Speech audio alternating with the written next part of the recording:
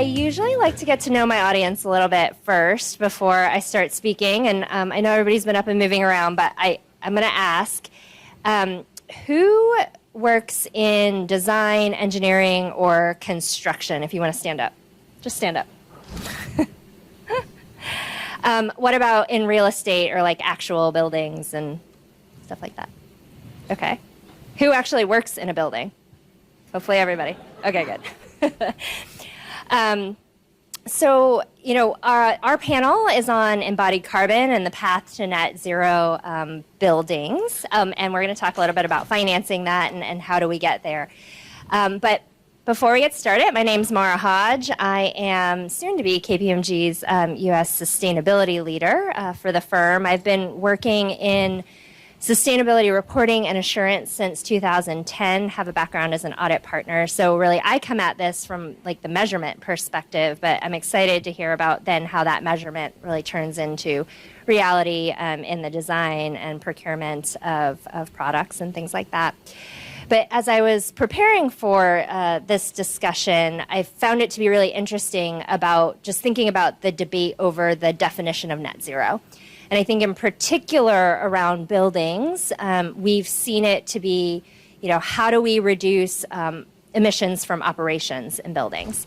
But the discussion of the carbon that it took to make the building has been largely left off the table. So now that we've been talking about operational emissions reduction for a long time, and we've seen a lot of progress actually with the use of renewable energy and, you know, implementation of LED lights and, you know, automatic lights that shut off on you in the middle of meetings. I think we need to start to shift the discussion a little bit and start to think about actually where the larger component of carbon emissions come from, which is in the building itself. So I'm excited to bring this panel to you today. I think we're going to cover a wide range of topics, going from both global to local, talking about supply chain and materials, as well as the financing around this. So I'll let my panelists introduce themselves briefly, and then we'll jump in. Okay, good afternoon. My name is Tiombe Parrish. I am an architect and the Director of Sustainability with Jacobs for Federal Buildings. I've been with Jacobs for 27 years. We, as a global firm, we have shifted our attention away from kind of dirtier industries to really focus the financing end of our business, as well as kind of what comes out on the production side, toward really leaning in towards sustainability. As a leader in the federal practice, I have watched the federal government over the years really shift and been able to shape our practice around that shift in order to help guide our clients, and done it from, I guess, from a space that is design-based, you know, with my foundation in architecture. Great. Hey, all. Good afternoon. I'm Heather House, and I'm a principal at RMI. If you're not familiar with RMI, we are a global, nonpartisan, nonprofit think and do tank, and we're working on the energy transition. I'm leading our cement and concrete practice, but our team also works really closely with our buildings embodied carbon practice as well. Great. Reed Barley at IonicBlue, the CEO. So we're a joint venture between Johnson Controls and Apollo. So we really offer structured finance options to some of the topics we'll talk today, but specifically around buildings and the infrastructure that goes into them. And we wrap around the financial priorities or, you know, blockage that you may have at a company or university to unlock that kind of structure so we can bring that capital and solution providing to the customer. Great. Well, let me start with you, Tiombe. I think just to level set everybody and try to get us oriented around the conversation around embodied carbon, what would you say is the state of play around being able to even assess embodied carbon? Are you actually looking at it as you're designing new buildings or doing reconstruction? And if so, how? And if not, why not? I think it's rapidly changing. This evolution is in real time. We're watching it on a weekly basis. The conversations are increasing. The fact that we're having this conversation now from the design perspective in buildings, there's a huge re-education happening where you're trying to shift designers that had been focused in architecture and interiors had been focused on material transparency for the sake of health. And that's now kind of moving into a different level of transparency where now we can think about EPDs as being able to provide a different type of information and really help support us in, learning how to read EPDs and trying to digest that information and have it start to help in decision making. But we're also, can I pause you for a second? Yeah, Can you define what an EPD is and what is in one? So an environmental product declaration is not written in architecture speak. It is going to provide the type of information that you might get from an old MSDS, but it's kind of leveled up. And so we're getting embodied carbon information out of it, and we're getting greenhouse gas information out of it. But you're also going to be able to get kind of the chemical breakdown and a lot of the manufacturing information. And for reasons that you can relate to, manufacturers had been reticent about providing EPDs because some of that is, going to be proprietary. They're going to be formularies that are going to come into play. And so the world of EPD creation has kind of started to shape itself around protection of corporate information and proprietary information while also being able to give us the information we need for design. But also towards design, engaging the MEP folks, and engaging structural. You have recently, in addition to the AIA, the architect's commitment, the AIA 2030 commitment, you also have the commitment that MEP has made with 2050 and the structural engineers with the SC, I can't remember, it's not 30, I think it might be 2040 or 2050 also. And so all of those industries that are kind of wrapped around building design and the making, whether we're talking about new construction or renovation, are making the shift and pulling the designers along with them so that it becomes our focus. Yeah. Interesting. So I think, Heather, to that point, right, there is this shift and focus in the industries that are providing the services, but then it kind of comes to how much is it going to cost us to do it as, the person or the organization that's doing the construction. So, what does that mean for actually procuring materials? Are we seeing it be more expensive? Are companies willing to pay for that premium? And if not, how do we start working on that? Great question. Is it more expensive? Yes, definitely. And, it's interesting. I was in a session yesterday, and they asked these questions of, like, are you a company willing to pay a premium of 20% raise your hand, 50% raise your hand, 70, 100. And actually, there were companies who continued to raise their hand pretty far along in that. They also then continued to ask this question of, if you're a supplier, are you willing to offer your product at 100% premium? Of course, everyone raised their hand, and then kind of went down to that 20 and the hands were going down. We're seeing, I think there's a lot of estimates around what the green premium is right now. I can maybe just give an example on the cement side since that's where I focus a little bit, but we're seeing it is about roughly $1 billion to actually decarbonize a cement plant in the U.S. We've got 96 cement plants in the United States, and so that 96 billion is actually a fraction of what's in IRA right now. And so to the extent that we can really strategically mobilize those funds, we can make a lot of progress with that. But I also maybe just want to note that I'm also going to steal this from someone that I heard yesterday. The green premium that we're talking about is really just a scaling premium.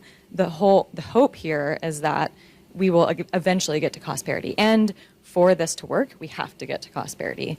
We've heard that from all of the construction companies and all of the big developers. But I think there are definitely solutions, and one that RMI is working on is developing book and claim systems for facilitating companies to be able to buy environmental attributes for lower carbon construction materials, whether it's steel or cement. We've already started that process on steel, and we're now starting it on cement as well. And I think this is really important. We've had a lot of companies actually come to us and say, we want to be able to offset our Scope 3 emissions, but we're so far away from, it's so far down our supply chain. We need some kind of innovative solution here. And so book and claim really separates out the environmental attribute from the physical offtake, and it allows them to be able to buy this environmental attribute, which then is injecting money into innovative technologies that are going to decarbonize these building construction materials. And so it's helping stimulate these markets. Interesting. And then where does innovation play, and how does innovation play a role in all of this? I mean, does the technology exist and it's just a matter of funding it, or are we still waiting for something to come? Yeah, a lot of the technology does already exist. And I would say at different TRL, technology readiness levels, we're seeing a lot that are still trying to get past the first of a kind, project financing. We're definitely seeing a lot of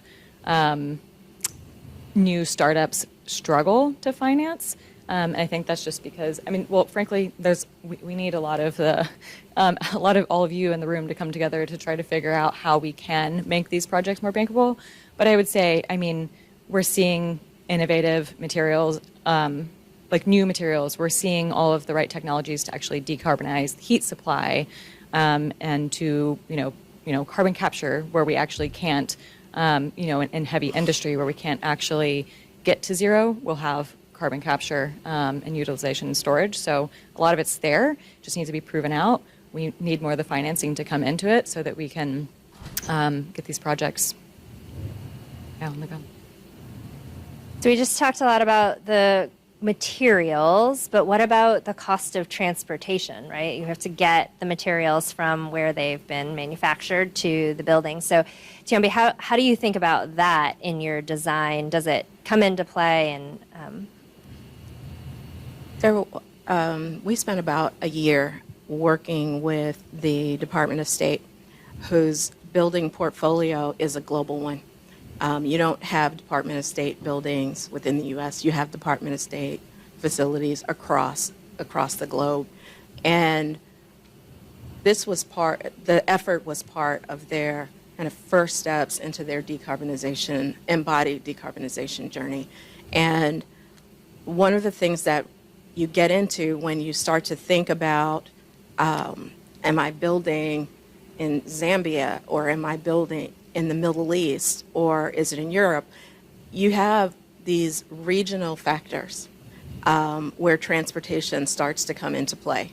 And if decarbonization of embodied carbon is a design goal, is a project goal, then you have to start thinking about, well, maybe heavy timber is not the go-to solution just because of its low embodied carbon if I have to ship that timber from the U.S. or from Europe to my very isolated, project somewhere in the Middle East. And so you need to start thinking about maybe low carbon concrete where we, because we're building at scale, we can create a plant and do a batch plant right on site and thereby, reduce the transportation costs. That embedded decarbonization thinking needs to be a part of the design workflow so that you can kind of bake materials solutions into your design process. And oftentimes, transportation is a big factor. So I guess where does that data come from, right? Because I think we're all used to thinking about the design and like cost and speed and quality, and you have information on all of that, but now that we're thinking about carbon, do you have data to be able to make those assessments, or is it just kind of generally this is better than that? It's going to vary because when you're talking about data, if we're just talking about transportation, then you're going to do regional market surveys.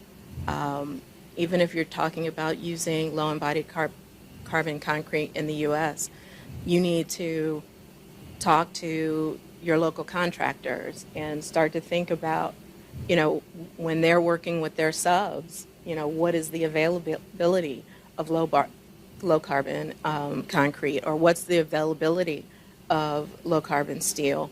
And it's very regional. It starts to become a very regional exercise. And there are some databases that exist. Like there's a website where you can look for where they're mass producing heavy timber. And there are websites for that. I think we're still in the part of our journey as an industry where we're building up those resources. They're not in the fullness that we need them right now, but they are in progress. Yeah. And sorry, I'll come to you in just one more second, Reed. But a quick question on for Tianbei on are LEED certifications building these considerations into them yet? Has that kind of come into play yet, or are we still waiting for that to happen?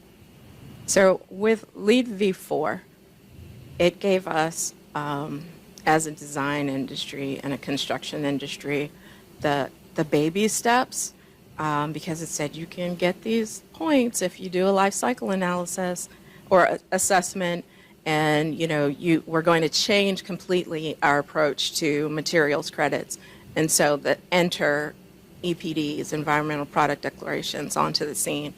And so what we've done under LEED V4 for the past however many years is start to pay attention as part of the LEED certification process, because you want those points. And so we are writing EPD requirements into specs, and contractors with their teeth clenched are starting to, are providing those and getting those from their subs.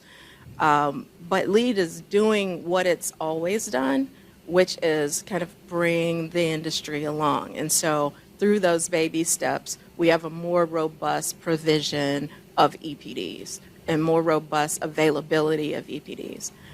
With version 5, don't be afraid, but it's a lot heavier into emissions reduction. It's a lot heavier into greenhouse gas emissions reduction as kind of a counterpart to energy use reduction, where the focus used to be on energy use, and it goes deeper into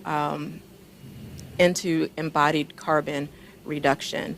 The LEED buildings of tomorrow under version 5 will have a vastly more carbon-centric approach to them than the LEED buildings of today. Something to look forward to. So Reed, this sounds really expensive. And I think this was the conversation at COP last year, and it just continues to be the conversation. How do we finance this? How do we get to a place where we can actually afford to decarbonize? Yeah, so we're focused again in the buildings, right? Not downstream necessarily, but with Johnson Controls, with the systems and digital aspect of the building. So it is around energy efficiency, of course, right, and decarbonization. So it is expensive, and each of these equipments that are impactful, right, in terms of efficiency, are expensive as well, and they don't pay back. So we're constantly having those conversations with our customers. And with Johnson Controls, they bring the design, the build, and the operations side of things, and then the life cycle, which can make it more affordable over that longer term. And then at IonicBlue, we tack on the financing, right? So we go longer term. So again, that kind of payback is, you're not shortening the payback, but ultimately it's affordable, right? It's budget certainty. And then they're allowed to get to more infrastructure type assets. So that could be anything from addressing deferred maintenance, that's just something that needs to be replaced, or brand new, builds / retrofits. And, we're utilizing, of course, as everyone knows, the ITCs, the PTCs, or 179Ds that the customer can use. But what we can deliver on our end is actually monetizing that on their behalf, especially on the ITC. And so we go about that. It's still very complex. It's still kind of, I don't know if the guidance is out there now, but, there's geothermal is still a little bit of the Wild West, right, in terms of how we actually deliver those and make sure you don't trip into the recapture period there. But that's what we bring. We bring the certainty and take the risk away from the customer. We do all the work on behalf of them. And then we promise that, again, budget certainty. So it's a different way to go about it. It's definitely a different buying process. But we see with Johnson Controls, right, when they get in and they co-design with the owner / developer / GC, all three, right, the value is definitely recognized. And then we can go quickly in terms of like terms and just making the co-design can coexist, right, but also just be the most efficient option that's affordable for the customer.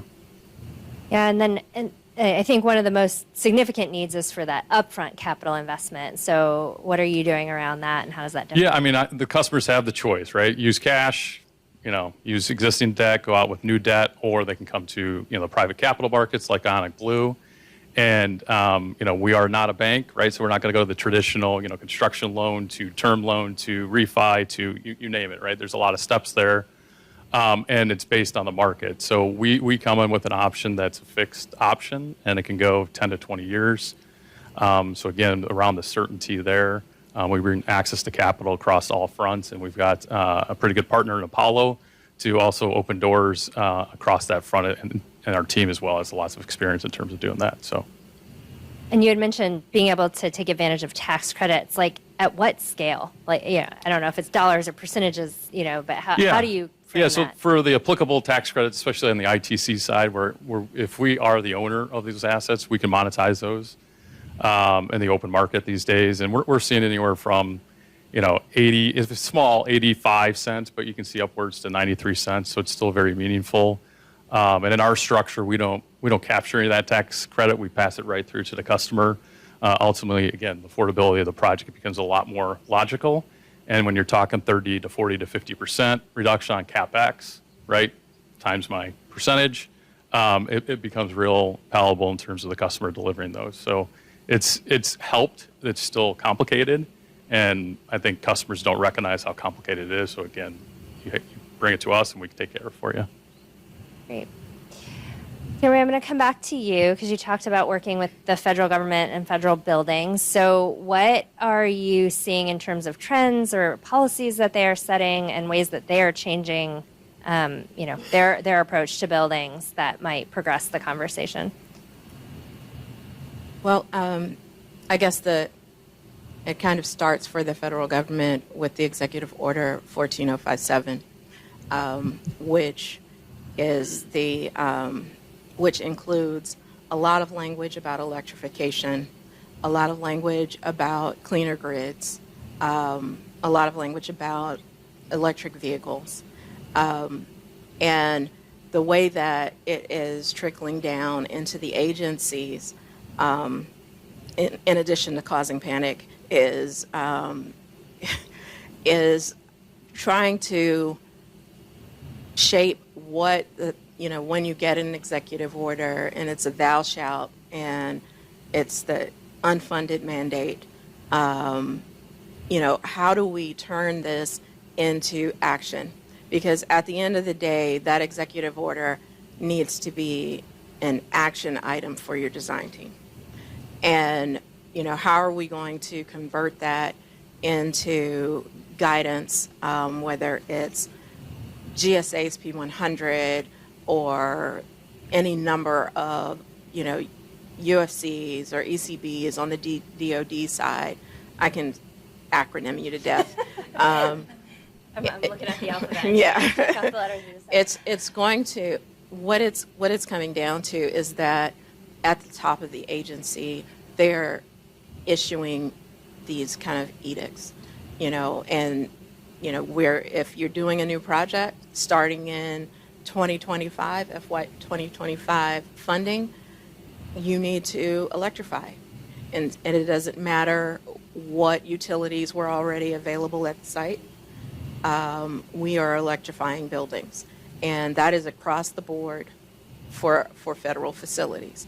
And when EO 14057 was brought on, I think that was 2023, and we are here at the door to 2025 now. And, it seemed like 2 years is not long, and it went very quickly. And those projects that are funded for this fiscal year that we are starting at the end of this month must be all electric. And it has ripple effects. It has ripple effects through programming efforts because you need larger electrical rooms. It has ripple effects through utility providers because now they're looking at more load.